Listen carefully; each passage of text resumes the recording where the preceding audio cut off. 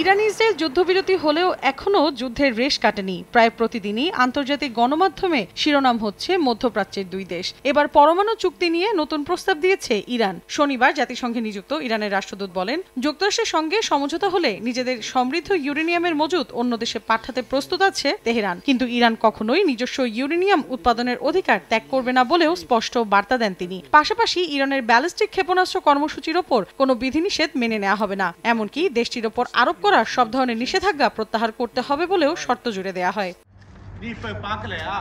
এদিকে কাতারের মার্কিন সামরিক ঘাঁটিতে ক্ষেপণাস্ত্র হামলার পর তেহরানের বিরুদ্ধে আস্থা সংকটের অভিযোগ তুলেছে সংযুক্ত আরব আমিরাত। এক বিবৃতিতে দেশটির প্রেসিডেন্টের উপদেষ্টা বলেন, উপসাগরীয় দেশগুলোর শান্তি প্রচেষ্টা ইরানের একতরফা আগ্রাসনে ক্ষতিগ্রস্ত হয়েছে।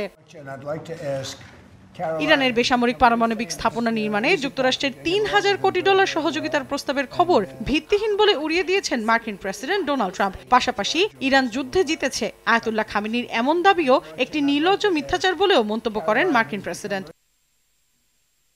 এরই মধ্যে আন্তর্জাতিক পারমাণবিক শক্তি সংস্থার প্রধান রাফায়েল গ্রোসি বলেছেন, যুক্তরাষ্ট্র ও ইসরায়েলের হামলায় ইরানের একাধিক পারমাণবিক স্থাপনা ক্ষতিগ্রস্ত হলেও ক্ষতি কাটিয়ে আগামী কয়েক মাসের মধ্যে ইউরেনিয়াম উৎপাদন শুরু করতে পারে তেহরান। ক্ষতিগ্রস্ত সাইটগুলো পরিদর্শনের জন্য IAEA এর অনুরোধ জানালেও তেহরান তা প্রত্যাখ্যান করেছে বলেও জানান তিনি।